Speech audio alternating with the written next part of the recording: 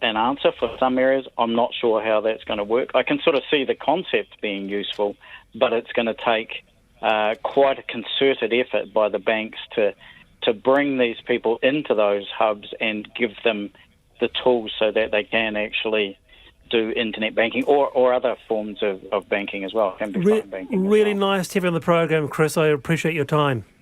Thank you. That is Chris Thomas there, the Community Support Coordinator for the Senior Citizens Association there. I was the first female partner in my law firm in its 160-year history. All of my male partners, great people. But in the year when I told them I was pregnant, they said, congratulations, take as much time as you need, and then set me the same feed target as when I didn't have a newborn. So I went back to work when my children were 5 weeks old. Oh. As a partner, after I'd been through that experience, I put in place a more humane system for the female partners who come after me. And Nikki Pellegrino, what on earth have you done regarding your comment? I am feeling shocked that your panellist just made about that statement about women being menopausal and can't cope. What about Helen Clark? Well, it's not across the board, is it? But there actually is. There is an issue around women in workplaces who are menopausal and dealing with extreme symptoms not being supported.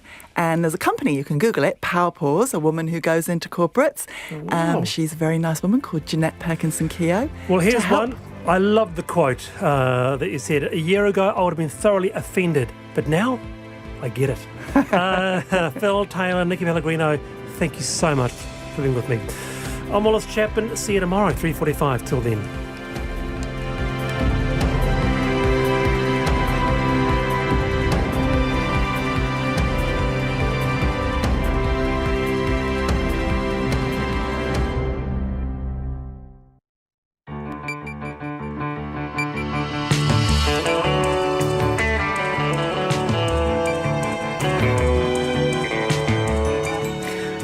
Whakaronga mai koe ki te reo irarangi o Aotearoa. This is Checkpoint on RNZ National. Ko Nita Blake-Persen aho. E haere aki nei. A massive international crime bust sees Kiwi cops team up with the FBI. 900 charges are laid with some of New Zealand's biggest criminal bosses now arrested.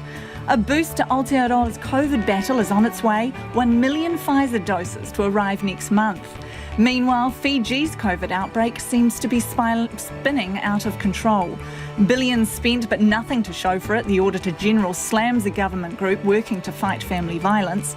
The Employment Court nails a building business for treating employees as contractors. Nurses prepare to picket during tomorrow's strikes. And 7 years after his last spin, Greg Murphy is getting back behind the wheel. RNZ News at 5. Kia ora, ko Susana Leata tēnei. The Prime Minister says she breathed a sigh of relief when Pfizer confirmed it will deliver 1 million doses of its COVID-19 vaccine next month. The weekly shipments will bring the total number of doses received this year to 1.9 million, enough to inoculate nearly 1 million people. Jacinda Ardern says she was relieved to hear Pfizer's weekly drops had been confirmed, but clarified the government's ability to vaccinate the population was never in doubt. Ms Ardern says the vaccination rollout is ahead of schedule and her only concern was whether July's Pfizer shipments would keep up. You'll recall that one of the concerns we've had is because we tend to get a delivery schedule quite close to when we receive it. One of the concerns has been that we'd been potentially ramping up too quickly and that we might have a gap in our program. We now feel assured that that won't occur. More than 250,000 people have been fully vaccinated. The police admit international crime syndicates are proving a challenge, in part because New Zealanders pay such high prices for illegal drugs. It comes after police arrested 35 people and laid over 900 drug and money laundering charges against them. The arrests were part of an international effort involving the FBI, Europol and the Australian Federal Police.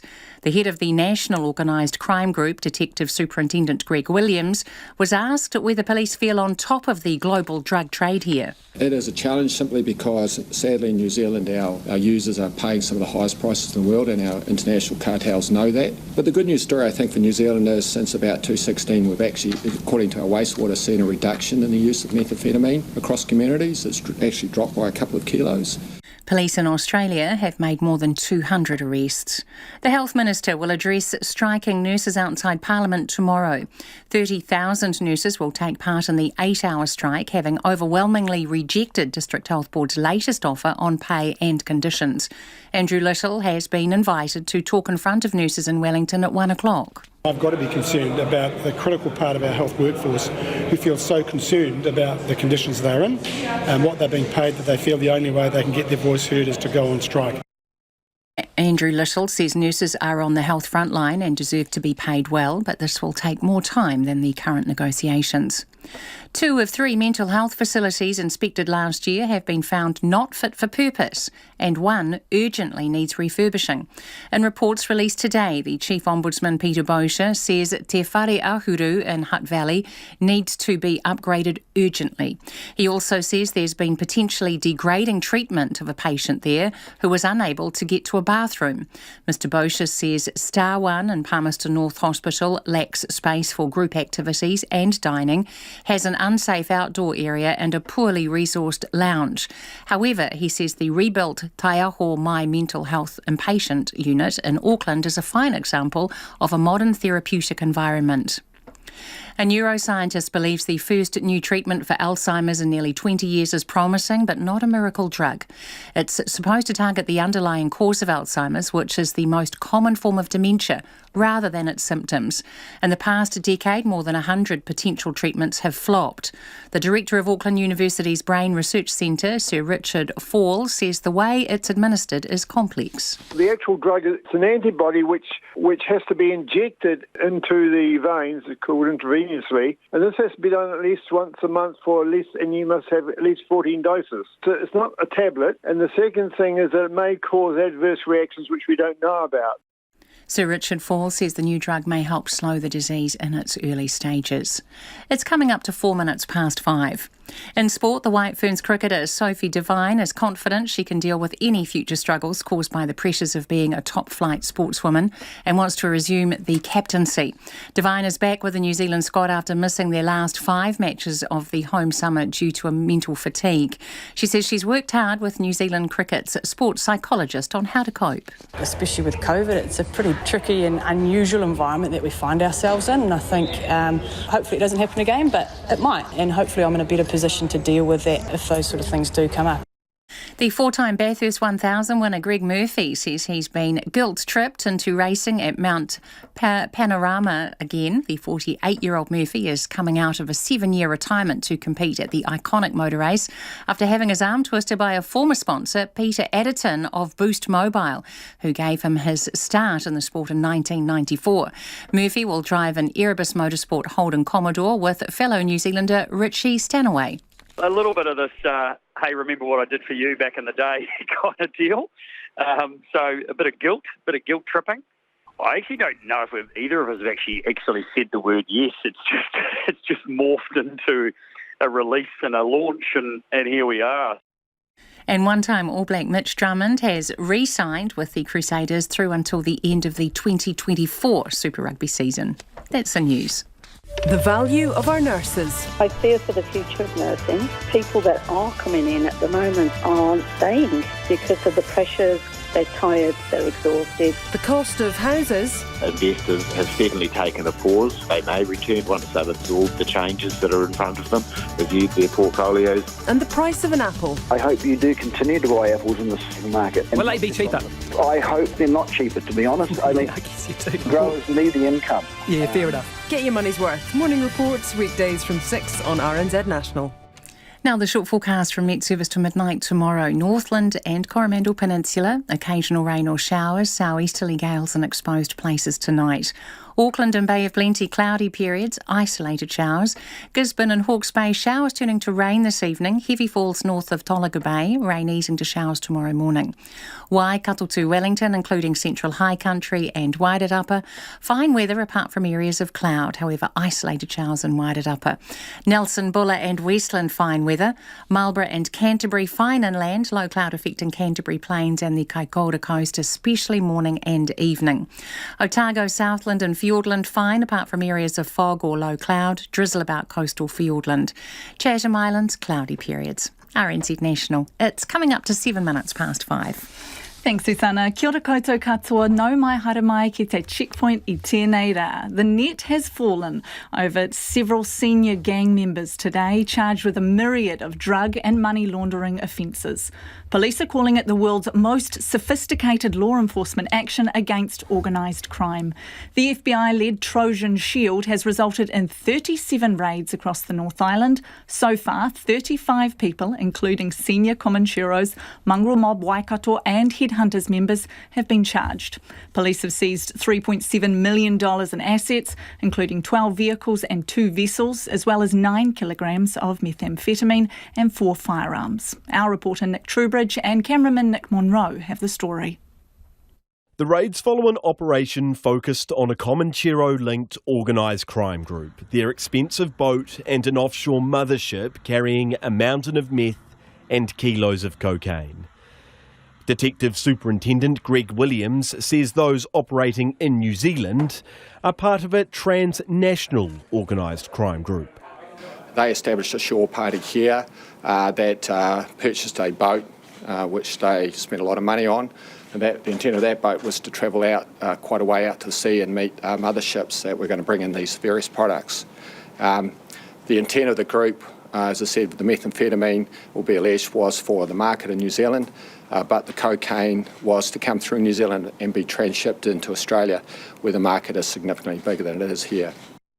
The huge importation never made it onto New Zealand streets, but Detective Superintendent Williams says police have evidence the perpetrators were accessing product from other sources, with the 137 seizure of meth in 2019 now linked to the syndicate. Because they're operating at a global level, encrypted platforms are used, apps where person-to-person messaging can be conducted undetected.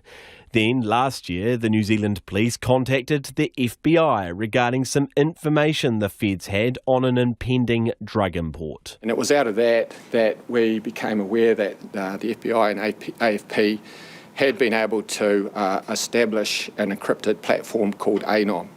This came off the back of some stunning work done by the FBI to take down another secure encrypted application called Phantom Secure that was taken down in 2018, creating a void which we now say was used by criminals to use this new application. That meant, unknown to criminal networks, police were privy to their communications. And that actually involved elements of the Operation Van Syndicate, Will Edge, and also took us into a couple of other syndicates that were also functioning. One of those identified a number of senior Comanchero members and mongrel mob members intent on importing large quantities of methamphetamine and MDMA into the country. Another operation, Operation Saltos, identified a number of Auckland-based headhunters involved in the importation and supply of methamphetamine. So the overarching investigation is Operation Trojan Shield, which is run out of the FBI and currently coordinated to Europol, and obviously supported by the AFP, who are a key partner in developing that process.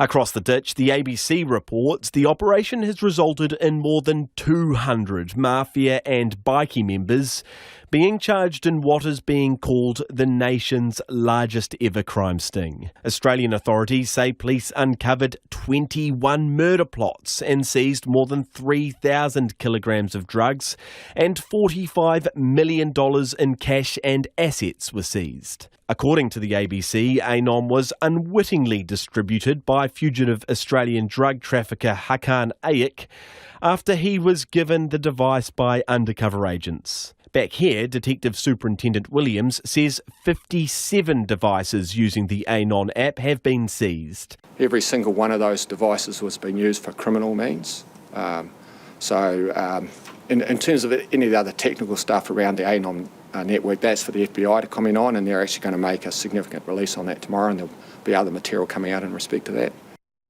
When Checkpoint first searched for the ANOM website, we discovered a landing page that appeared believable. Visitors were met with an animation of a sleek black smartphone rotating on a screen before stopping and inviting users to enter an access code. By mid-morning, though, those logging in would have been met with a surprise, with a red notice screaming "domain seized," followed by a message that law enforcement has been monitoring messages and attachments from the Anom platform. Police say they fully expect to make further arrests as part of this operation, but asked if they were looking at anyone on the inside, they said they were adamant they weren't. Those questions from journalists in Auckland on Tuesday come off the back of reports in Australian media that gangs have infiltrated Australia's national airline Qantas. But Customs Head of Intelligence and Investigations Enforcement, Dana McDonald, says he's not aware of any New Zealand border staff being connected to the North Island raids. In the past, there has been evidence of that happening within the Port of Auckland. Not so long ago, there was evidence of that that was made quite public. I don't have any evidence of that in this case. The now defunct Anom app was up and running for over 18 months. That's a year and a half where criminal users were allegedly unwittingly doing deals on an app run by the very people they're so desperate to avoid. It's just coming up to 13 minutes past 5 and you're with Checkpoint on RNZ National. New Zealand will receive a further 1 million doses of the Pfizer COVID-19 vaccination next month. The new shipments will arrive in weekly drops, ramping up from mid-July ahead of the rollout to the general population. The new batch will double the number of doses in the country to 1.9 million, enough to inoculate almost 1 million people. Our political editor Jane Patterson joins me now from our Parliament office. Tēnā koe, Jane. Kia ora, Nita. So take us through, who's getting these doses?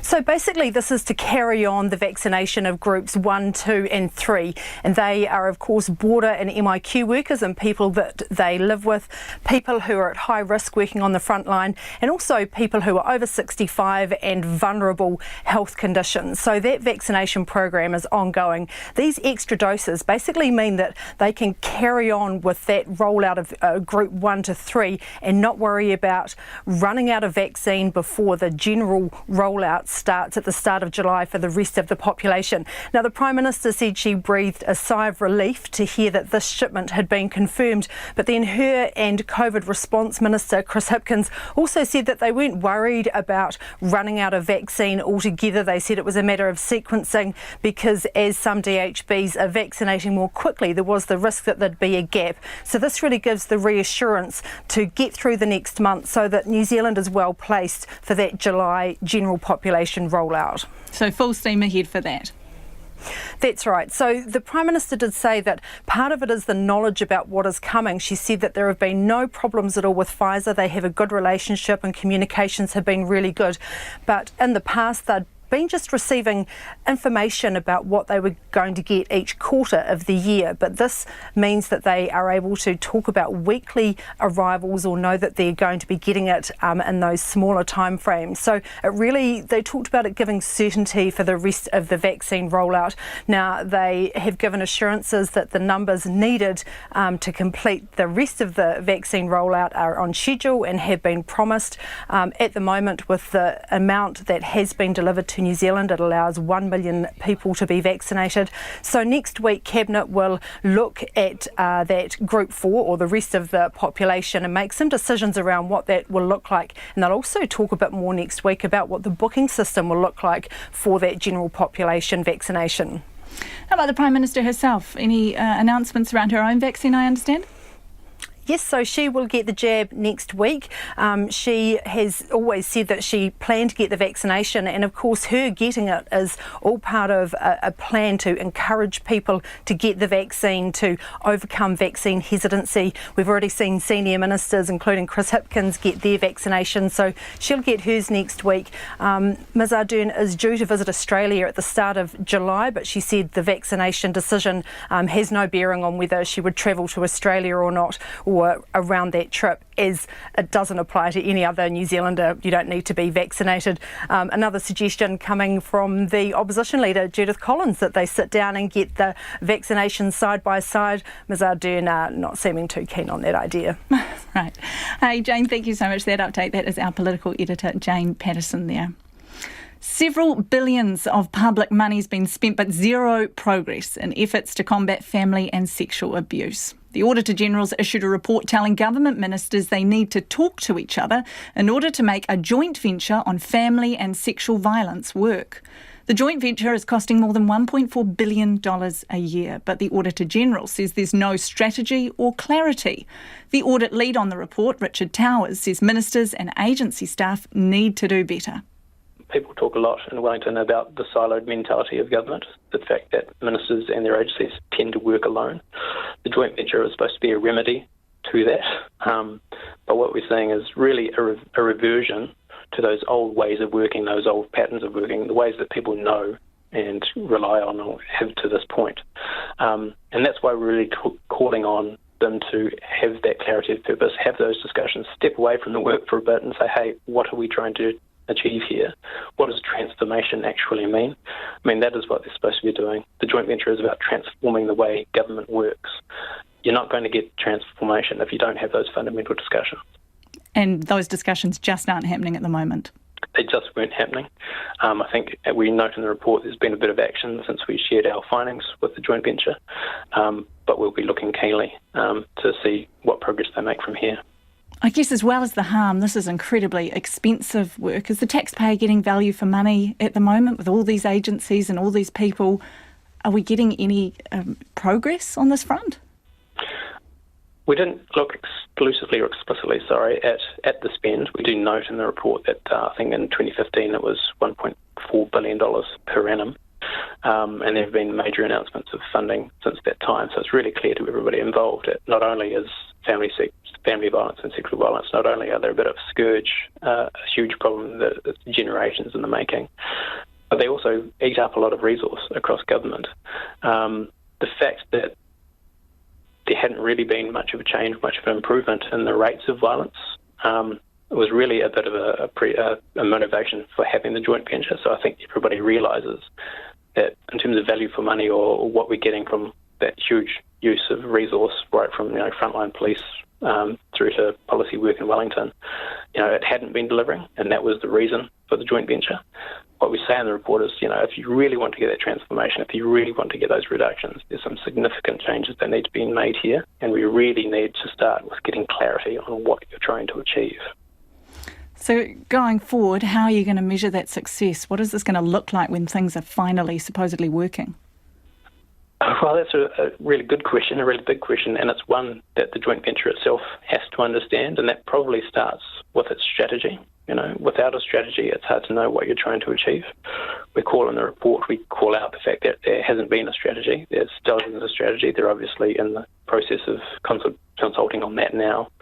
But in terms of what the future vision is, we're really calling on the joint venture to clarify that as well. They don't know themselves what success would look like for this project? As yet, no. Because I think we have to really remind ourselves here that the joint venture shouldn't be seen as a program of work or a project. It's a new way of working. It's a new way for government to work. It's the way they're going to work on family and sexual violence from this point on. So, as you say, they don't have that clarity of vision yet, but we're really looking to them to deliver that in the not-too-distant future. Timeline on that? Because it sounds like this new way of working isn't really working. Well, I think we do say in the report these things take time to get right. They've had almost 3 years now. It was launched in September 2018. They're not as far as long as they would like or as we would have expected them to be at this point. But it's hard to put a hard number on, how many years it will take to get this right. I think it'll be a work in progress for a long time. It'll be something they have to continue to work on. Things like partnership with Māori, things like partnering with the NGO sector, partnering with communities. That's going to have to be something you consistently work on and revisit over time. When will you be checking back in? We generally have a process of checking in after 12 months following our report. But also this report is the start of a program of work, or the first product really of a program of work we've got underway on family violence and sexual violence. We have, at the moment, we are shaping up another performance audit, looking really at the way that those government agencies who are involved in the joint venture are working closely with the non-government sector, their service providers, to see if they're doing that effectively, so that service providers can deliver the services New Zealanders need in the way they need them. And we're underway shaping that up now. Are the right people involved with this at this stage and, in the right roles? Because you talk about kind of Te Rōpū being sidelined a bit. Do you think institutional racism is a little bit at play here? That's probably a question too far for me. We didn't delve into institutional racism, to be honest. And we may not be the best people to talk to that. In terms of the right people being involved at the right times, one of the other things we really call out in the report is the way the joint venture is being resourced. We saw a lot of kind of money being devoted to the work and agencies putting up money to fund contractors to do some of this work. But in our view, the point of the joint venture was to bring together all of the skills, knowledge and experience across the 10 agencies involved, to get them out of their silos, get them working together through the joint venture to inform the work so that the work of the joint venture is bringing the best people together, from service delivery through to policy design, through to working with Māori, and we're just not seeing that. And that was Richard Towers of the Auditor General's office. Just to clarify, that figure of $1.4 billion is the cost of the issue of sexual violence to the government. Ho mai o whakaaro, we'd love to hear from you on anything you've heard on the show tonight. Always enjoy getting your feedback. You can text us on 2101, tweet us at checkpointrnz, or the old email checkpoint@rnz.co.nz. A COVID-19 outbreak in Fiji appears to be spiralling out of control, with 147 cases confirmed in the last 2 days. The country's main hospital is effectively sealed off after a cluster formed there, with Suva's emergency department now operating from a field hospital at a stadium. Prime Minister Jacinda Ardern has called the situation in Fiji concerning, while health authorities there say the serious developments are impacting their ability to respond. RNZ's Pacific's Christine Ravoy reports.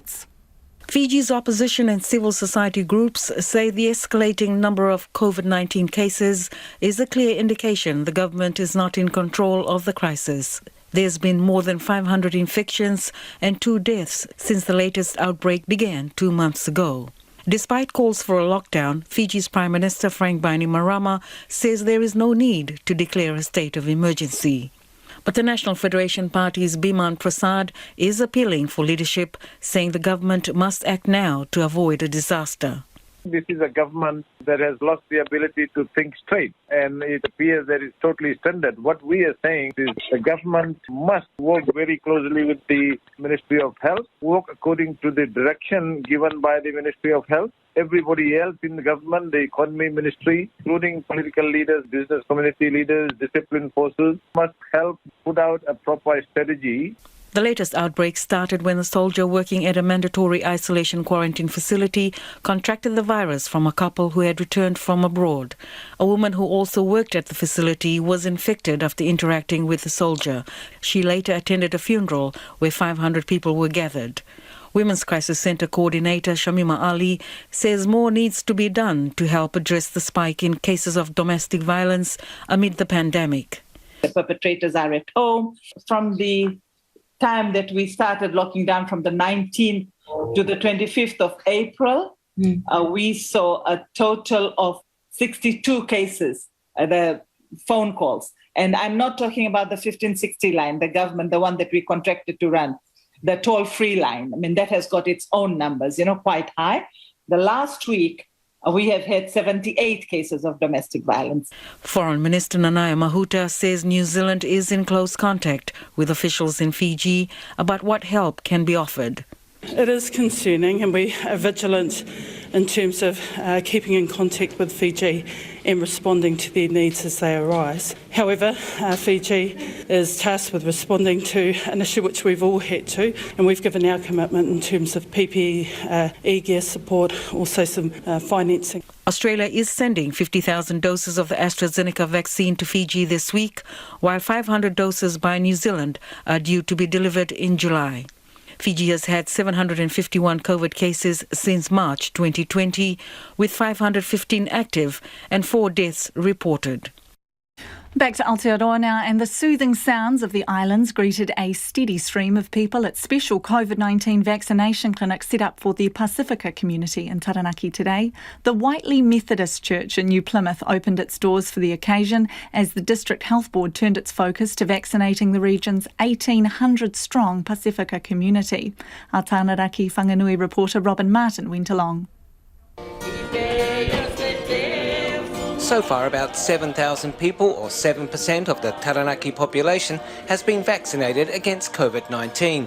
Most from Group 2, including frontline health and border workers, people in residential care, disability groups and aged Māori and Pacifica. The wider Pacifica community is also identified as high risk and is next cab off the rank. Stephen Parrish, who is responsible for the vaccine rollout in Taranaki, says the DHB was taking a first-come, first-served approach at today's clinic. We follow a similar model to the Māori health model around the whānau order framework, and it's around vaccinating whoever turns up. You have to be over 16 or over as per the vaccination framework, but ultimately, if you turn up with your whānau, your family, then we will vaccinate you. Mr Parrish says some people had expressed a reluctance to get immunised, but the DHB had countered that with an information hui run in conjunction with the Waimoana Pacifica Community Trust. Yeah, there's always hesitancy when it comes to any medication or vaccine, but I presented here a couple of weeks ago to the senior leaders in the Pacific community, and they were well informed about what to expect and what's needed from them. And so we haven't had a lot of pushback at the moment, but you just never know, because on the day you don't know who's going to turn up and who's not. Building company owner Veni Uhila, who is Tongan, reckoned those meetings were a great idea. One of the doctors from Auckland came down and spoke one evening in the church and all that, so it was quite good in a way, getting all the Kaumatua Islanders over here in a place where they're comfortable at church, not going into the hospital, which is, some people might find it hard. He says he hardly noticed his jab. No, not at all. And also, I rang up, I got 3 Pacifica staff that works for me, so I rang them up, so they're on their way as well. Louisa Malili is a coordinator for Mafutanga Tua'a Sinasina, a group which organises activities for Pacifica retirees. They provided the musical backdrop and made sure no one left without having a cup of tea and a bite to eat. Ms Malili left Samoa for New Zealand in 1975. She was proud to be among the first people in Taranaki to get the vaccine. A lot of us over here, they feel confident to have their COVID-19. Only a few that I heard, they couldn't make it today, but the rest, they already here and done that. Our Fijian people, Tongan, Samoan, our Pacifica, which is quite good. Ms Malili had the jab too. It's not even sore. I don't know what's the confusion or why people scared. There's nothing, wrong with having a little jab on your arm. Stephen Parrish says although a small minority don't want the vaccination, he also spends time brushing off people who want to jump the queue. The predominant message we're getting, though, is that people just want to come in and be vaccinated, specifically those that want to head overseas for holidays or that sort of thing, but they're not the high risk, of course. The high risk are the more older people within the community, within aged care residential, mental health facilities and the disability facilities as well. The Taranaki District Health Board says it vaccinated 37 people today and will be holding more clinics aimed at the Pacifica community. It also hopes to begin telling over 65s and the general population how they can make bookings for a jab in the next couple of weeks. The long weekend brought a glut of tourists to the North and South Island's unofficial tourism capitals. While leaders in Queenstown and Rotorua suspect the vast majority were New Zealanders, anecdotally the Aussie twang is becoming increasingly familiar around the tourist towns. And though no one is yet claiming they're out of the woods, as Timothy Brown reports, operators feel they finally have their heads above water. Normally, Queen's Birthday weekend marks the beginning of winter in the south. But Queenstown Lake's Mayor Jim Bolt says for Queenstown businesses it may finally be the start of a long-awaited thaw. To use the analogy, we've had a 15-month financial winter. We're seeing the first signs of spring. We won't get back to where we were, if we ever do, until we see the full international markets come back. Jim Bolt says the town was buzzing over the long weekend. We had the Luma Festival on, and I think that had about 50,000 visitors. We had the Music Festival on, that brought a number of people in. But look, just a general observation. I went into town a couple of times over the weekend, plenty of traffic, lots of people walking around, pleasantly busy for a change. Rotorua District Mayor Steve Chadwick says her town was also booming. It was heaving, actually. And even locals said they took it for granted to go out for tea and couldn't get into a restaurant. But it was incredibly busy. It wasn't nice weather, but events went on, so it was absolutely pumping. Great weekend. Ms Chadwick says she's also starting to notice Australian accents around town. Yep, we are, and we love them, and we say no mai, haere mai, and everybody here, kia ora, and they're welcome here. She says tourism operators finally feel as though they've got their heads above water and found some breathing room. While they're preparing for borders to be closed for another year yet, the return of Australians has brought optimism to the town. Mr Bolt says Queenstown's business community is in the same boat, and he's expecting things to continue to improve when ski season begins. Not seeing it yet because the fields aren't open yet. They open over the next week or two. But looking out my window, I can see a mountain with quite a lot of white on it, so looking pretty positive, and particularly the bookings out of Australia are encouraging. Tourism New Zealand's Chief Executive, Renee DeMonchi, says domestic tourism spending is up more than $1 billion during the past 12 months compared to pre-pandemic levels. He says the return of Australians has given further reason for optimism. What I'm certainly hearing in talking to tourism businesses is that they're starting to see really high interest levels and bookings for the period ahead going into the kind of July and August school holiday travel period. So whilst maybe not that many holiday arrivals have already come, there's certainly some good bookings going into the next holiday period. So I think that's really significant because it gives a bit of hope for the future for the tourism sector. And with tourism operators reeling from an almost $13 billion gap in international visitor spending over the past year, every Australian is being welcomed with open arms.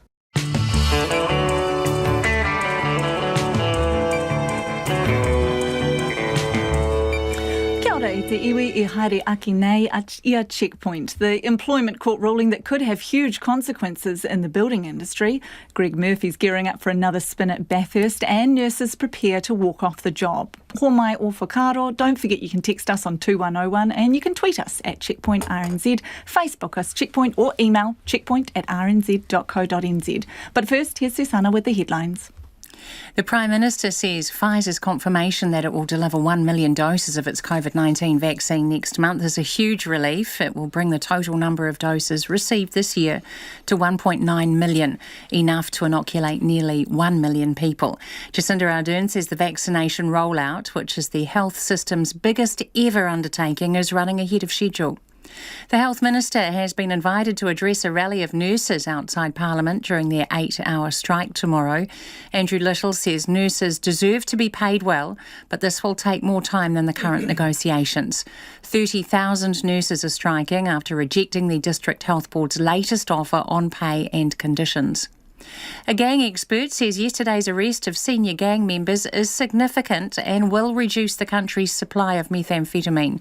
In coordination with the FBI, Europol and Australian police, New Zealand police officers raided 37 properties and arrested 35 people on more than 900 charges. Jared Gilbert, who's the Director of Criminal Justice at the University of Canterbury, says this pulls the roots out of the flourishing meth trade here. 2 of 3 mental health facilities inspected last year are not fit for purpose, and one urgently needs refurbishing. The Chief Ombudsman, Peter Bosher, says Te Whare Ahuru in Hutt Valley needs an urgent upgrade, and Star One in Palmerston North Hospital needs more space and resources and a safe outdoor space. But he says the rebuilt Te Aho Mai unit in Auckland is a fine example of a modern therapeutic environment. A neuroscientist believes the first new treatment for Alzheimer's in nearly 20 years is promising, but not a miracle drug. It's supposed to target the underlying cause of Alzheimer's rather than its symptoms. The director of Auckland University's Brain Research Centre, Sir Richard Fall, says it may help slow the disease in its early stages. Those are the latest news headlines on RNZ National. Our next news and weather update is at 6. No mai, hoki mai. Turning to business now with the excellent Nicholas Poynton. Kia ora, Nicholas. I saw this pop up earlier today and I'm so curious to know more about it. Beg my pardon, we'll try that again. Sky City shares have been hit by an Australian money laundering probe. What is going on there? Yeah, so shares in the casino operator Sky City Entertainment, they've fallen by more than 5% today after it revealed to the market that it was under investigation for possible breaches of anti-money laundering rules. And the Australian financial regulator, otherwise known as AUSTRAC, says it's looking into potential serious non-compliance with the laws at the company's Adelaide casino. Now, they were to do with potential breaches relating to necessary due diligence and the management of high-risk individuals. Now, these possible shortfalls, they were found during an assessment that was conducted by AUSTRAC back in 2019, and they relate to alleged breaches that occurred between 2015 and 2016, and also a 12-month period between 2018 and 2019. And surprise, surprise, Sky City would not speak to us about this announcement today. Instead, they released a statement in which it said that it takes its anti-money laundering responsibilities incredibly seriously and would cooperate fully with AUSTRAC's investigation. But I should stress that any breach of these rules, if they are found to have breached them, would result in some serious fines or even potential restrictions on its trading. And this investigation, it really is the latest move by the Australian regulator to really clamp down on anti-money laundering compliance, because earlier this year Sky City had announced that it had cut all ties with Junket operators, and this is perhaps one of the more murkier areas of sort of the gaming and entertainment industry, because Junket operators, these are agencies that go out and recruit high rollers into organised gambling trips. They fund their gambling and they collect whatever debts are owed. They also receive a commission from the casino based on the amount of gambling that these their customers, their clients actually do. Now, the company, they revealed, well, no reason as to why they made the decision back in April to cut ties with Junket operators, but it did come after an Australian inquiry into a Sydney-based casino found that these operations posed a money laundering risk and had links to organised crime. And on the back of this announcement today, the market did not like it. Shares in the company were down 5.7%, or down 21 cents to $3.45 a share. 5.7%, that's significant. Thank you for that. Now, you've got some more information for us on credit. What's been happening in May? Yeah, well, look, credit demand throughout the pandemic has been incredibly high, for the most part fueled by record low interest rates. Really peaked back in February. That was partly because mortgage lending was so high, because in March we saw the reimposition of tightened lending LVR restrictions from the RBNZ. Since February, though, since that record, it has come back down a bit. What we saw in May was levels consistent with what we saw in April, about up 41% on a year ago. That's largely because the whole credit market collapsed when the whole country went into alert level 4 lockdown. Now, the interest in credit from the buy now, pay later industry, that has softened somewhat over the month, but that's because we haven't seen many of the big retail events. Big retail events can be thought of as the big sales we see on Black Friday, for instance. But auto finance, that actually picked up, which indicates that there is still a high level of discretionary spending going on within pockets of the economy at the moment. The interesting question with that, though, is how sustainable that is, because we had a report on RNZ last week that the number of new cars coming to New Zealand has really dropped off. That's because of these supply chain disruptions, but also this global shortage of computer chips, which has seen manufacturers had to close down factories because they can't actually get the necessary parts they need to actually build the cars. So we may see that demand actually begin to tail off, not necessarily because people don't want to buy cars, but the cars they want to buy aren't actually on our shores. But mortgage lending, this was largely unchanged month on month. This is the big mover in terms of credit demand. Centrix, they had this measure which shows that mortgage lending or mortgage demand, that's demand for mortgage credit, was up 20 points on its baseline level in the month of May, but in February it was 40 points above its baseline. So still strong, but maybe it's beginning to tail off slightly. The reason that they've suggested is for reasons that I've never quite really comprehended, which is people tend to sell fewer houses in the winter months. and it's likely to fluctuate over the coming months. Maybe as we see more and more houses come to market, we may see that lending begin to increase. I did ask Centrix about whether they thought that suite of government measures to sort of cool the housing market, whether they've had any effect, and they say it's just too early to say at this point. One other point that's worth mentioning in this report, though, is that the number of mortgages in hardship, that has risen over the month. That's partly due to the fallout of the mortgage deferral scheme coming to an end in March, and that's likely to increase. It could increase for quite some time, with the RBNZ signalling that it's looking to raise interest rates in the second half of next year. And no doubt you will bring us more information on that. Just before you go, markets update if you don't mind. The NZX is up 21 points to 12,518. The dollar's at 72.2 US cents and 93.2 Australian. Hey, thank you so much. That is our business reporter Nicholas Poynton there. Widespread abuse of employment law means tens of thousands of builders may be missing out on their basic employment rights and protections.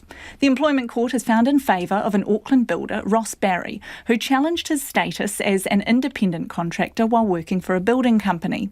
The court found the real nature of the relationship is one of an employee based on the hours and the work he was doing.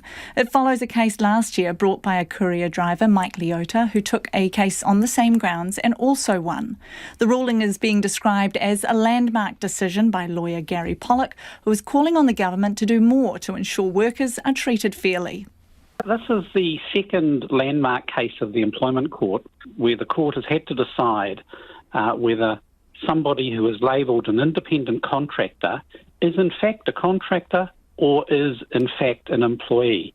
And for the second time, the Employment Court has found that Mr. Barry is an employee and was always an employee despite the label that was given to him. And it really is a lesson to those in the building industry that you can't avoid employment obligations by simply labelling somebody an independent contractor. The court decision acknowledges that Mr. Barry knew he was signing up as an independent contractor. So why was this an issue? Well, because two parties can't simply agree to avoid employment obligations, just like two parties can't agree to avoid tax. And that is part of the construct of these independent contracting relationships, where it suits one party but not the other to avoid tax, avoid PAYE, avoid maternity leave, health and safety obligations, holiday pay, etc., etc. And that's why this industry has tens of thousands of independent contractors. Can you recap for us what was perceived to be going on in this case and what was the reality for people who might think, I'm an independent contractor? How does that differ from being an employee? All right. Well, I think the starting point is who has the bargaining power, because that is partly one of the key criteria. And it's obviously the business that has the bargaining power, and the bargaining power between the parties is not equal. Here, Mr. Barry, just like Mr. Leota, had agreed to be independent contractors. But simply because they agreed, it doesn't mean that that was the legal reality of their relationship. And it is not up to parties simply to come up with some words or a contract that describes them as one thing when in fact they are something else. And Mr. Barry, he worked for one party. He had no business. He didn't involve himself in GST. He didn't buy a business. There was nothing he could sell. He worked under his employer's control, and for all practical purposes, he was an employee and operated like an employee. He wasn't conducting any sort of independent business. Now, that might be different to, say, an electrician who tenders for work on a construction site. He submits an invoice, gets paid at the 20th of the month, and goes from site to site to site, exercising skill and care and providing electrical services. But Mr. Barry didn't do that. He simply worked for one business for a number of years. He wasn't able to work for anybody else, and he didn't. He didn't have time to. And he had no financial interchange with any of the customers. And without those fundamentals, you cannot be said to be conducting a business. They're just grateful for the work. In fact, in this particular decision, the Chief Judge actually recounts that Mr. Barry hadn't worked for a number of years. He'd been looking after young children, and he was very grateful for the work. So when he was told at his job interview that you're an independent contractor, he actually agreed. And that is no different than Mr. Leota. Last year, the Employment Court found that Mr. Leota was looking for work. He applied to be a courier driver, and he was given a courier driver's contract, which labelled him as an independent contractor. But the party's intention is only one factor in the overall assessment. And as I just mentioned, simply because people decide to label something or label a relationship one thing, it doesn't mean that that's the reality of the relationship. Gary, how many workers do you think are likely to be in a similar boat with this? There are tens of thousands of New Zealanders who work in the construction industry on exactly this arrangement. So I think it's a general reaction to the widespread abuse of this label, of the independent contracting label. You know, if they take on apprentices, they have to be employees. If they wish to employ labour from overseas, which is a huge factor in the construction industry, they have to be employees. But increasingly, I know that they're not called employees. They have this label of independent contractor, and that absolves the employer of all the obligations that would necessarily arise if they were an employee. So tens of thousands of people in a similar boat. What implications does this decision have for them? Well, it has huge implications, just like Mr. Leota's did for courier drivers. But the starting point has to be that someone is, if you're in business and you're taking someone on, they are an employee. That's the starting point. However, if someone is genuinely in business on their own account, like the electrician example I just mentioned, well, then that's also quite lawful and quite legitimate. But the majority of these contractors are not like the electrician, and the majority of courier drivers are not running an independent business. And for the businesses, they avoid union membership, so they don't have to bargain for collective agreement, they don't have to cover maternity leave, they can dismiss at will. Health and safety is sheeted home to the contractors, not to the building company. There's no holiday pay, and importantly for the government, there's no PAYE deducted. There are dozens of obligations that arise in an employment context that do not arise in a contracting relationship. Do you have a message for the Workplace Relations Minister on this? Well, it is something that will have to be looked at, because there is a significant part of the New Zealand workforce who are deprived of their employment rights. And is that fair? Well, I don't think it is. It is 11 minutes to 6. I'm Nita Blake-Persen, and you're on with Checkpoint on RNZ National. After 6 tonight, we'll have more on the massive police sting earlier today and why a gang expert thinks it'll have huge impacts on importation of drugs. National Party MP Paul Goldsmith has little support in his belief colonisation was good for Māori on balance. His comments have been called abhorrent and ignorant by other political parties, and members of Mr Goldsmith's own caucus aren't even backing him up. It's another hit to the party already grappling with controversy over a departing MP. Here's political reporter Charlie Drever. In a television interview this weekend, Mr Goldsmith said good and bad came with colonisation in the 19th century, but on balance it had been good for Māori. Today, he tempered his comments. There's been terrible experiences through colonisation for Māori in particular. I don't seek to diminish that in any way. But what I would say is that the New Zealand that we live in today is a result of colonisation. And on balance, I think it's a good thing what we have created in this country, and I'm proud of it. Nationals leader Judith Collins not exactly rushing to his aid. Well, I don't know that many Māori would think that, but I noticed that Paul Goldsmith's comments, he's clarified those on his Facebook page and given it the context. Fellow MPs Todd Muller and Chris Luxon are even less supportive. Certainly from my perspective, on balance, it was a very brutal time for Māori in this country. So you disagree with him? Yeah, I do. There's no doubt about it. Colonisation was not good for Māori, as we saw with breaches in the treaty and we saw with land wars, New Zealand wars as well. But Mr Goldsmith has an ally in ACT leader David Seymour. Well, I think there was always going to be an impact when New Zealand reconnected with the world. Now, that's not saying that it's justified. It's about balancing everything that happened.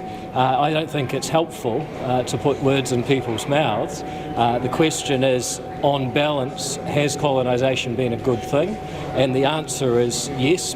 Greens co-leader Marama Davidson finds the comments dangerous. Absolutely abhorrent, actually. His remarks are undermining the harmful impacts of colonisation. Labour's Willie Jackson is unsurprised by the comments. You'll see guys like Brash and Banks and others have all gone down this track that, colonisation has been good. But the reality is that Māori have suffered through colonisation, and our people have been very clear about that. He says Paul Goldsmith is welcome to come to his marae to hear the effects of colonisation. Te Pāti Māori co-leader Debbie Ngāriwa-Paka says Mr Goldsmith needs to educate himself. It is life or death kōrero that he's doing for a younger generation that are watching, and I think it's just really poor form, it's low. University of Auckland professor Margaret Mutu of Ngāti Kahu says colonisation was about brutally and violently dispossessing Māori, which continues today. And that brutality and violence did include the murder, rape, pillage of our people, invasions of our territories, having war declared on us. So I doubt very much that there is a lot of benefit from that. She says Mr Goldsmith has ignored the findings of the Waitangi Tribunal and other information that's easily accessible. She says Māori are featured negatively in all of the socio-economic statistics. While the heat's been on Paul Goldsmith today, Judith Collins also remains under pressure over departing MP Nick Smith. His resignation was prompted by a warning a story was about to come out about a Parliamentary Service investigation into him, a story that never eventuated. Ms Collins repeatedly refused to say whether the warning came from her. Well, as I've said on numerous occasions, I don't discuss any of the conversations I might or might not have with my caucus colleagues. Nick Smith will return to Parliament for his valedictory speech on Thursday. There's cautious optimism among Alzheimer's experts here after the first new treatment for the disease in nearly 20 years was approved by US regulators. The new drug is supposed to slow the progression of the disease in those in the early stages, but clinical trials haven't yet proven its effectiveness. Elisha Ferns reports. Almost 70,000 Kiwis live with Alzheimer's. It's a disease with no cure, but today there's a new milestone in its treatment. The US Food and Drug Administration, known as the FDA, has approved the first new medication for the disease in nearly 20 years, on the condition of a second major trial to confirm its effectiveness. The drug aducanumab, which will go by the brand name Aduhelm, is a monthly infusion intended to slow cognitive decline in people with mild memory and thinking problems. Alzheimer's New Zealand Chief Executive Catherine Hall says there is still a long way to go. I think it's too soon to be excited. Right now, I think cautious optimism is the right place to be. It would be great if this does end up being an effective drug, but there is a long way to go in terms of further studies and also further approvals processes before we'll have enough information to reach that conclusion.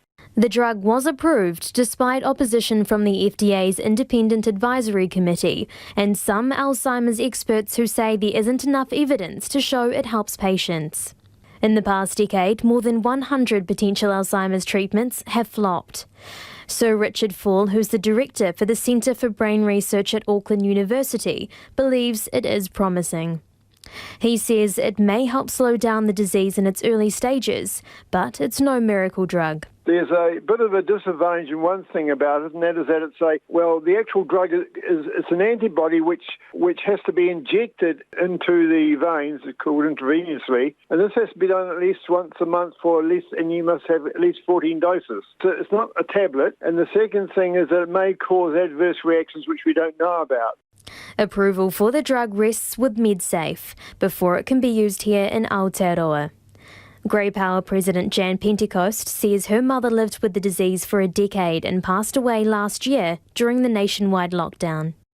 She says the dementia community will be watching with keen interest. You know, if this isn't the drug, the miracle drug, that it will be part of the ongoing studies, research, and that to ensure that we do, that would be absolutely life-changing in my view for the person with Alzheimer's and for their family and friends. The total cost of dementia to New Zealand is now about $1.7 billion and will reach about $5 billion by 2050. Kiwi motorsport legend Greg Murphy is getting back behind the wheel to compete at Bathurst. 7 years after his last spin at Mount Panorama, the four-time winner is coming out of retirement for another go. Murphy told RNZ sports reporter Brenton Van Nistelrooy he's been persuaded to return to the mountain by an old friend and influential sponsor. Yeah, listen, not something that I had been planning or thinking about or looking to do. 2014 was my last shot at the mountain, and I was happy to sign off at that point. But through the pressure from a mate of mine, Peter Addison, who gave me my basically kickstart my career in Australia back in 1994.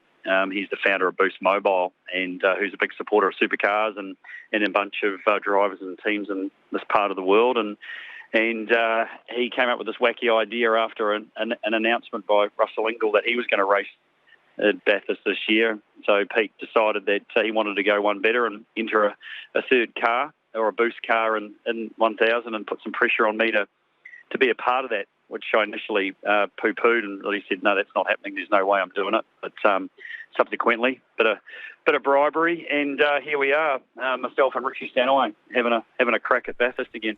Now, who said yes first, you or Richie? Who relented? I actually don't know if either of us have actually said the word yes. It's just morphed into a release and a launch, and here we are. So, you know, if you know Peter Addison like I do, you sort of you end up just falling into line behind his lead, and it happens. So it's all a bit surreal, to be honest. It really is that we've ended up in this space of launching a car at Bathurst for this October. So, it's got some exciting parts to it. It's also got some pretty anxious, nervous kind of sort of feelings as well. Do you expect to get any time in the car before Mount Panorama? What's it going to be like? It's not about expectation, it's need. It's absolute need to spend some time. So, that's all part of our plan for the next few months, is to come up with a structure around some testing, and we've got an allocation as a wildcard entry to be able to go and do some testing, which is going to be critical. And I've got a few other plans to get myself behind a wheel as well, and just spend some time focusing in a different space to what I have been for the last 7 years, which is, every time I drive a car, it's more about fun and enjoyment than seriousness, and outright competition. So I've got to sort of get the old brain fired up in a whole different space, and spending some time in a supercar again is going to be critical to that. And Greg Murphy will drive the number 51 car, the number he carried from 2001 to his retirement from full-time racing in 2012. Quickly now, some time for your feedback before 6 o'clock. We've had a few people get in touch on that employment court case regarding building contractors. This person says, my son is among contractors, inverted quotes there, building labourers who have just built a hospital in Wellington, being desperate for work with little power. Another says, many independent contractors are keen to work and are willing to take work if it'll get us a foot in the door. Employers use this to save money, and that includes public sector agencies. It would be good to see better role modelling by the government too.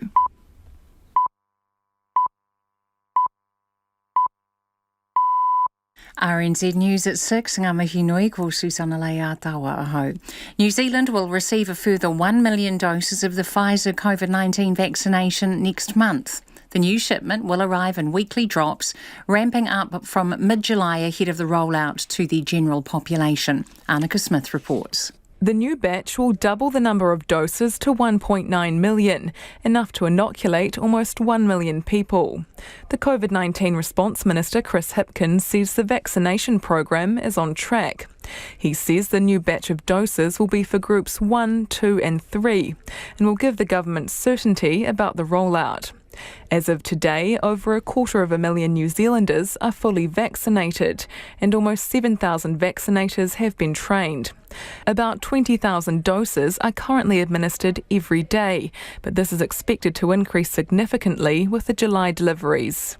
The Prime Minister will get her first COVID-19 vaccination at the end of next week. This afternoon, Jacinda Ardern was asked if she'd been approached by National Leader Judith Collins to get their vaccines together as a sign of political unity. Ms Ardern says while she thinks political leaders should be offered vaccinations at the same time, she doesn't expect them to have to sit alongside one another. For me, it's been important that I allow those who are in the most at-risk groups, and I consider those to be those who work at our border, who work in health, to be prioritised. I'm choosing to be vaccinated at this point in order to play my role in demonstrating that I considered it to be absolutely safe, but also really critical to keep others safe. Jacinda Ardern says her reason for getting the vaccine is not her trip to Australia next month. A gang expert says the police's arrest of senior gang members is significant and will reduce the supply of methamphetamine in the country. In coordination with the FBI, Europol and Australian police, New Zealand officers raided 37 properties yesterday and arrested 35 people on more than 900 charges. These include what police say are senior members of the Comancheros, the Mongrel Mob and the Headhunters.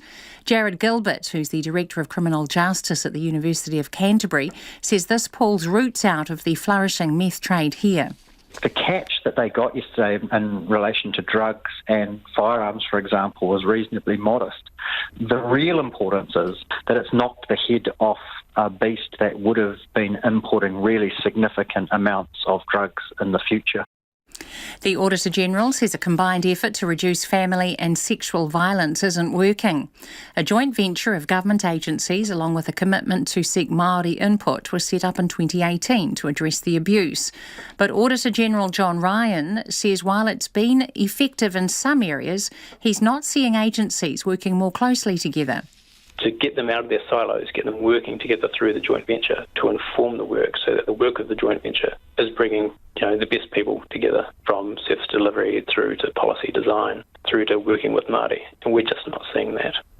It's hoped tomorrow's strike action will end the stalemate between the Nurses Union and DHBs. 30,000 nurses will take part in the 8-hour strike, having overwhelmingly rejected District Health Board's latest offer on pay and conditions. National Party leader Judith Collins says nurses are disgruntled and deserve a fair deal. It's one of the issues that nurses have been contacting us about.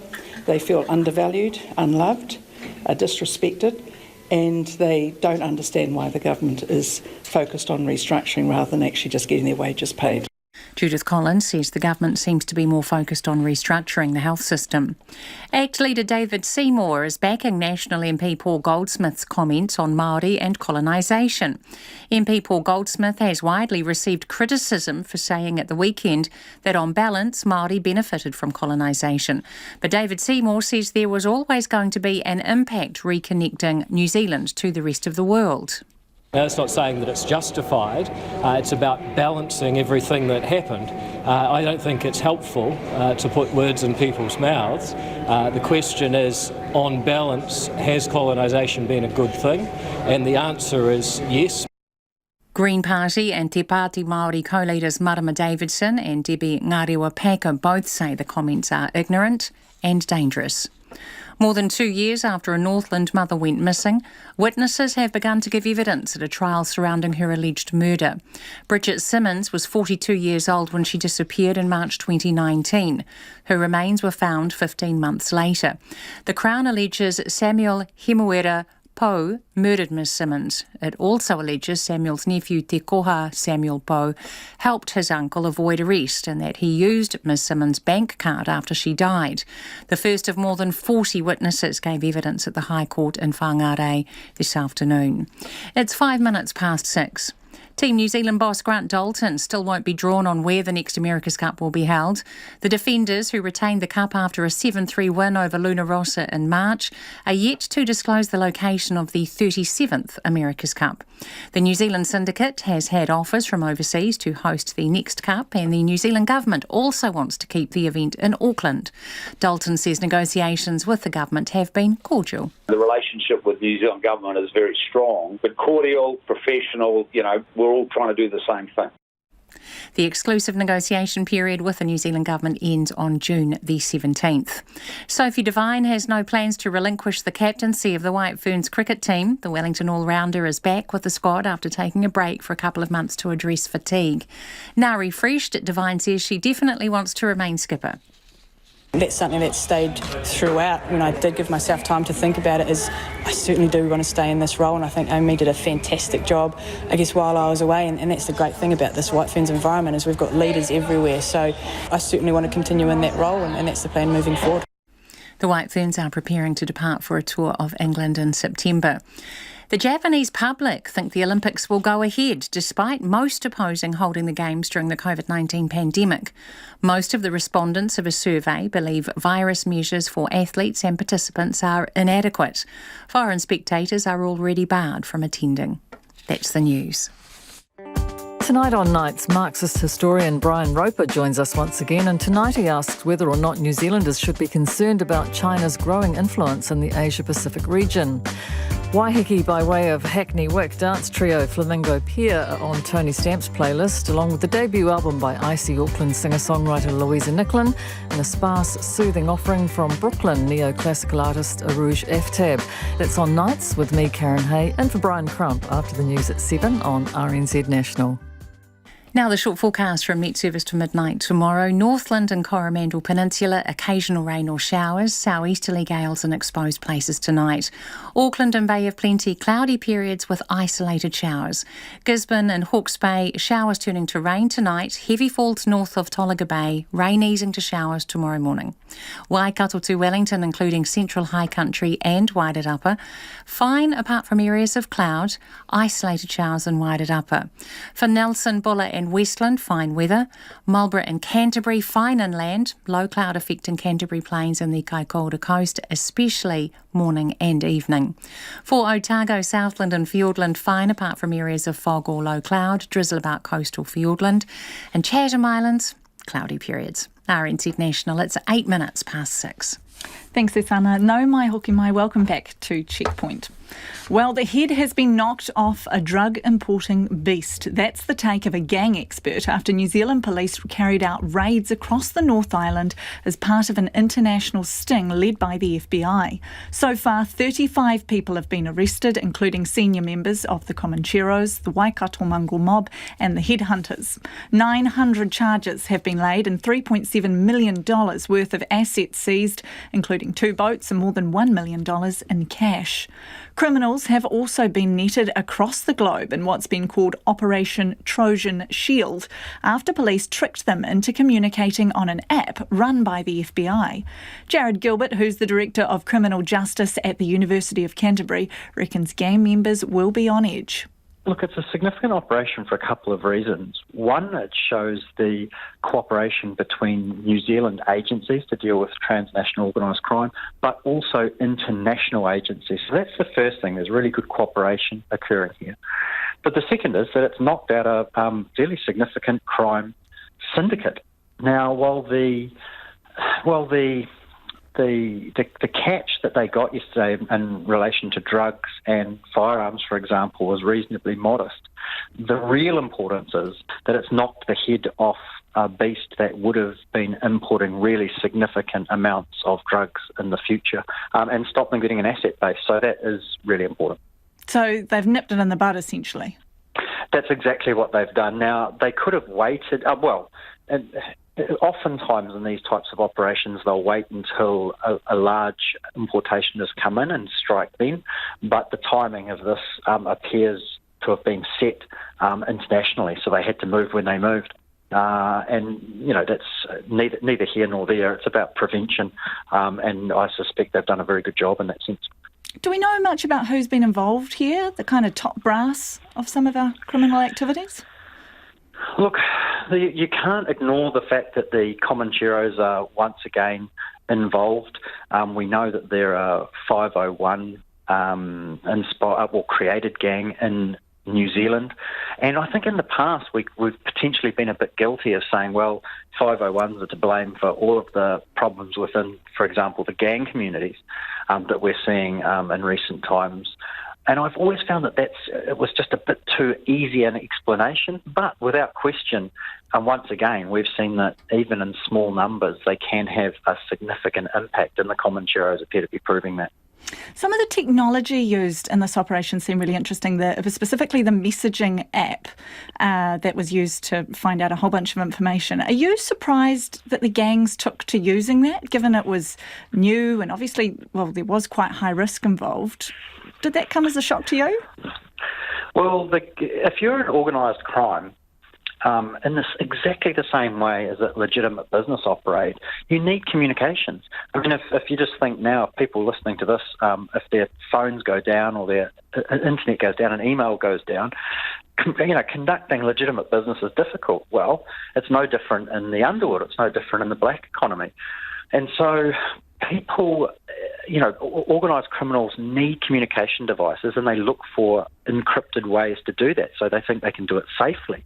In this instance, they were duped into thinking it was safe, when in reality it wasn't. Now, that means a couple of things. Firstly, the evidential base in this case will be incredibly strong. But secondly, there'll be a whole lot of organised criminals now looking at their devices and their apps and wondering if they're going to suffer the same fate. So, yeah, there'll be a lot of people looking over their shoulders, I would think. Is technology kind of becoming increasingly one of the key tools police are using to combat this type of activity? I think when you're looking at it at a transnational level, without question, the technology is a huge part of it. To run global businesses, you need to be able to communicate. And if the police can get ahead of that, clearly they're going to be at an advantage. Yeah, look, the technology here, and also not just the technology, but the sharing of information between state agencies here and around the world is really crucial. Not only sharing information, but also expertise and advice on how these things operate. And we can see that coming to fruition in this operation. Are we increasingly, we being New Zealand, found more and more in the centre of some of this international criminal activity? There's a strong demand for methamphetamine in New Zealand, and also the price is relatively high, extremely high. So while those conditions exist, there's a market, and that will be filled. Now, the international component of it has become far more significant since the organised crime groups have been importing methamphetamine rather than predominantly manufacturing it here. And one of the drivers for that actually were changes to pseudoephedrine laws. So when we stopped selling pseudoephedrine here, it dried up a key ingredient of manufacture, which meant our crooks had to look offshore. They've made international connections, and now they've found that a lot easier. In many ways, that policy of banning pseudoephedrine, as well-intentioned as it was, did have some fairly significant consequences as well. I see the local Waikato mongrel mob chapter, Jared, their PR person, has essentially said this is a smear campaign. Is that how you see it, or that there's been any unfair targeting here? Organised crime extends far beyond the gangs, and we see that here. So some people have been busted who are in gangs, and some people have been busted who are outside of it. I mean, I think it's really important that we distinguish between gangs and organised crime. There's a significant overlap there, but it is organised crime is a different beast from just the gangs. It's a far wider net than that. Has anyone been smeared? Not that I've seen. If you're in a gang and you're involved here, well, you're as good a target as anybody else. Rallies and picket lines are organised across the country, and tomorrow nurses will strike after negotiations with district health boards reached a stalemate. 30,000 nurses will take part in the 8-hour strike, having overwhelmingly rejected district health boards' latest offer on pay and conditions. Hospitals will remain open and there will still be essential life-saving services. Amy Williams filed this report. The 8-hour strike will begin at 11 o'clock tomorrow morning, with rallies and picket lines along main streets and outside hospitals around the country. Nurses striking are being asked to wear purple, the colour representing their main union, the Nurses Organisation. They're asking for more money and safer staffing. Health Minister Andrew Little has been invited to address nurses when they rally outside Parliament at 1 o'clock tomorrow. I've got to be concerned about the critical part of our health workforce who feel so concerned about the conditions they're in and what they're being paid that they feel the only way they can get their voice heard is to go on strike. He says nurses are on the health front line and deserve to be paid well, but this will take more time than the current negotiations.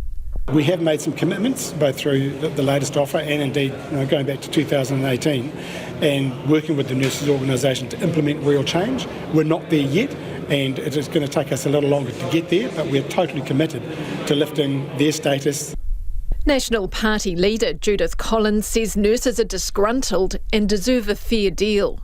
It's one of the issues that nurses have been contacting us about. They feel undervalued, unloved, disrespected, and they don't understand why the government is focused on restructuring rather than actually just getting their wages paid. The Nurses Organisation is concerned nurses are being recruited to Australia, where they are paid more. Prime Minister Jacinda Ardern says the government is focused on lifting starting rates for nurses to reduce that drain. Even 18 months ago, we've always had that contestability in our system, but that for me is an argument to try and ensure that at the bottom band, so starting out rates, that we continue to lift them. The Nurses Organisation says it's not expecting another offer from DHBs until negotiations resume. The spokesperson for the country's DHBs and Chief Executive of Taranaki DHB, Jim Green, says talks will start again after the strike. We've been assisted by NZNO and its members to arrange life-preserving services. We've been postponing planned services so that we can keep acute services going over that period of time. And so that's really been our big focus at the moment, but we'll get back to talking again on Thursday. It's hoped the strike action will end the stalemate between the Nurses Union and district health boards. It is 17 minutes past 6 and you're with Checkpoint on RNZ National. More than 2 years after a Northland mother went missing, 2 men charged over her murder have gone on trial. 42-year-old Bridget Simmons disappeared in March 2019.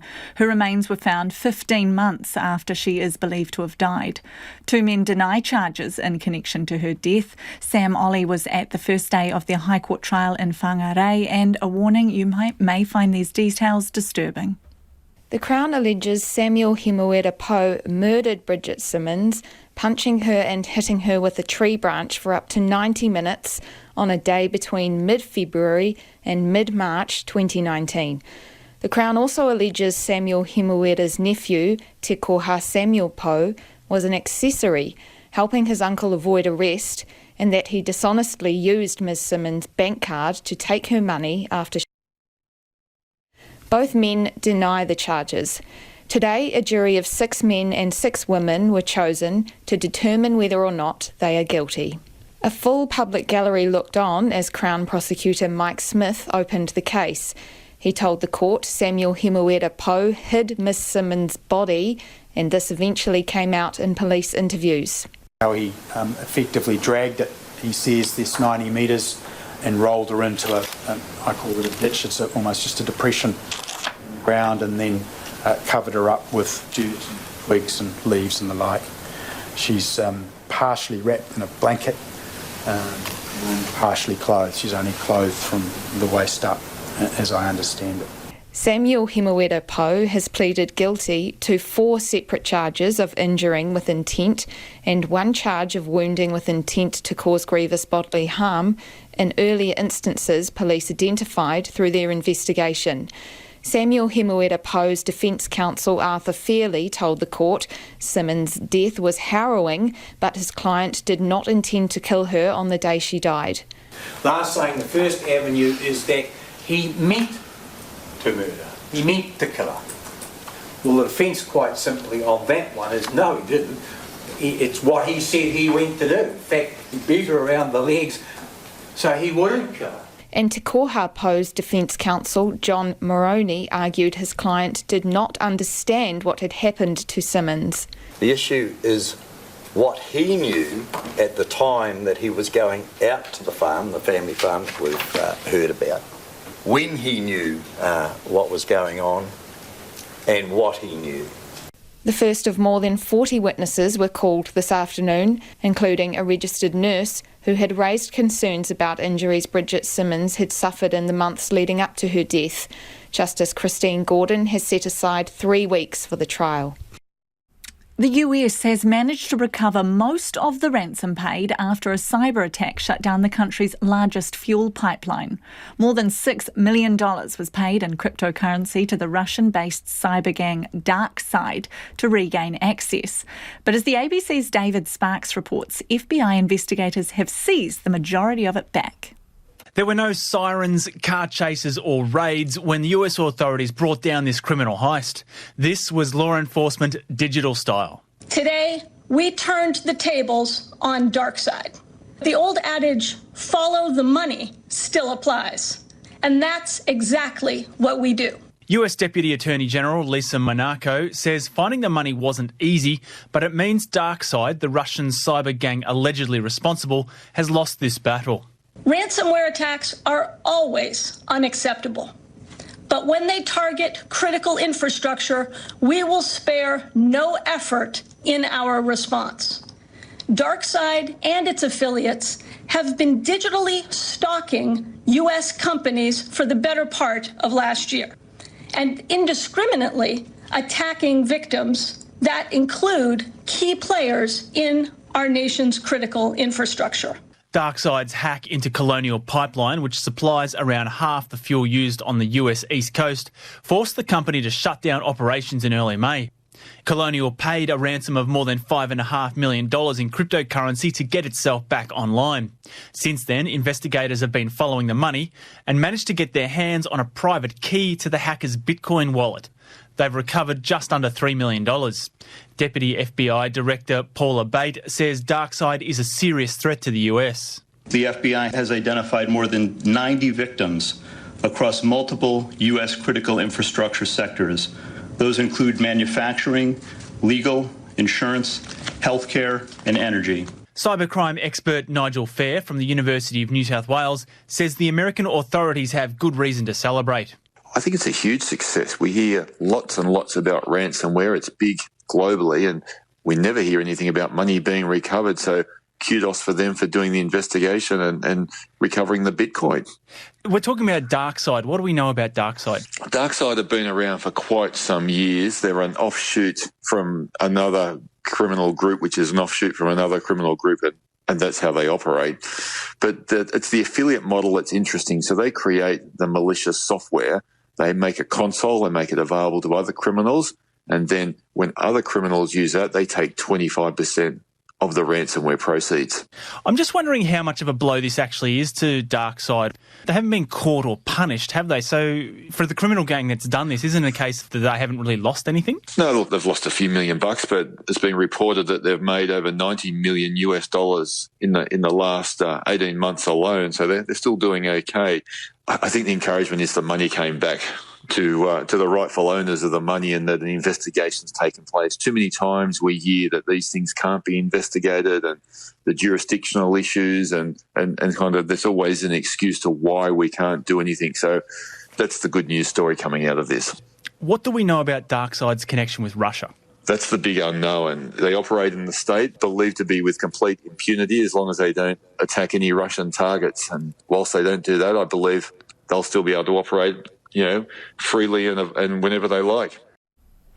Back home now, and the White Ferns captain Sophie Devine is encouraging athletes to think about themselves first and sport second after taking a break from top top-level cricket. Having missed the New Zealand team's last 5 matches of the home summer due to fatigue, Devine has rejoined the squad at their winter training camp in Lincoln this week. Clay Wilson reports. Stepping away from the White Ferns wasn't an easy decision for Sophie Devine. But after 2 months away from all things cricket, the New Zealand captain couldn't be happier. She addressed a mental health issue which had been bubbling away for some time. I knew I couldn't do a job. It's the same thing as if I broke my leg or if I pulled my hamstring.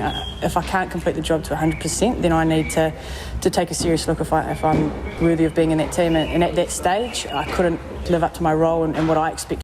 In her own words, Devine has spent her time off, being with loved ones and getting back to the simple things that make her feel good. The 31-year-old says she's worked hard with New Zealand cricket psychologist Nat Hogg to put plans in place to prevent a repeat scenario. Especially with COVID, it's a pretty tricky and unusual environment that we find ourselves in. And I think hopefully it doesn't happen again, but it might. And hopefully I'm in a better position to deal with that if those sort of things do come up. And with the mental health of elite athletes in the spotlight after tennis star Naomi Osaka's withdrawal from the French Open, Devine has a message for other sports people going through similar struggles. Having the confidence to know that they need to look after themselves first and foremost, I think particularly as athletes and in team sports in particular, is we feel like we just have to keep giving and giving and giving. But if we're not looking after ourselves first, then we're no use to anyone. So I certainly would advise people to speak up, and whether it's in public or private. Devine says she definitely wants to remain White Ferns captain as the team prepares to depart for a tour of England in September. Eromanga is a tiny blip of a town in outback Australia, population just 45 people. But now the Queensland town is home to the country's largest dinosaur and one of the largest in the world. The ABC's Ali Grounds has the details. Just a monstrous animal, hey? I mean, it's just to think that these things were wandering around out here 95 million years ago. 15 years after its bones were first discovered in an outback paddock near Eromanga in remote southwest Queensland, Cooper the dinosaur finally has an official name. Australotitan cooperensis. So Australotitan means the southern titan, and cooperensis means from the Cooper country, from Cooper Creek country. When Queensland Museum paleontologist Dr Scott Hocknall first saw Cooper's bones, he had a hunch it could be Australia's largest dinosaur. Now, with the official scientific description of new genus and species Australotitan cooperensis, that tag is official. In Australia, it's certainly the largest animal that ever walked the outback. I mean, this is the biggest animal. This is huge. This is a fantastic beast. Imagine something the size of a basketball court walking around on land. Measuring up to 25 to 30 metres in length, 6.5 metres high at the hip and up to 67 tonnes in weight. The giant sauropod now joins an elite group of titanosaurs previously thought to have only lived in South America. That's music to the ears of Robin McKenzie, who discovered the bones while mustering cattle with her husband Stuart in 2006 and is the director of the Eromanga Natural History Museum. She's confident this announcement will attract worldwide attention. So for the town of Eromanga, for southwest Queensland, for the outback, for the whole of Australia, it's a really important thing to be able to have a dinosaur that's this big, that makes world news. Paleotourism is already booming across Western Queensland, one part of the tourism industry that's benefiting from Australia's closed border. Robin McKenzie says visitation at the Eromanga Natural History Museum so far this season is already up by between 200 and 300% compared to 2019, and she thinks it will only get busier. Just being able to, have a new dinosaur to bring to them now is actually just the icing on the cake. Victorian tourists Ken and Jenny Mann say seeing the bones of Australia's biggest dinosaur is bucket list stuff. And here's the real McCoy here in dinosaurs, and looking down on us from how high? Goodness knows what. And this guy's popped up out of the soil and broken all the records. Robin McKenzie says the Australotitan's description is only the beginning. We've got plenty of them sitting on the shelf now, so it's just it's the tip of the iceberg. It's the beginning of what's to come in hopefully the very near future we'll have more exciting announcements to make. Paleontologist Dr Scott Hocknell says more dinosaur discoveries will likely bring more questions than answers. But those scientific challenges are exactly what he signed up for. Think of it like a 95 million year old crime scene where you have like all of the evidence and all of the witnesses are dead. In 10 years' time, there may well be bigger dinosaurs than Cooper and there may be bigger species. And that's Checkpoint for this evening. We'll be back same time tomorrow. Paul Marty. RNZ News headlines at 6:30. The Prime Minister says the government is getting advice on the final phase of the vaccine rollout and will make more information available next week. Gang expert Jared Gilbert says yesterday's arrest of senior gang members will reduce the country's methamphetamine supply. The Auditor General says a multi-agency effort set up 3 years ago to reduce family and sexual violence isn't working. ACT leader David Seymour is backing National MP Paul Goldsmith's comments on Māori and colonisation.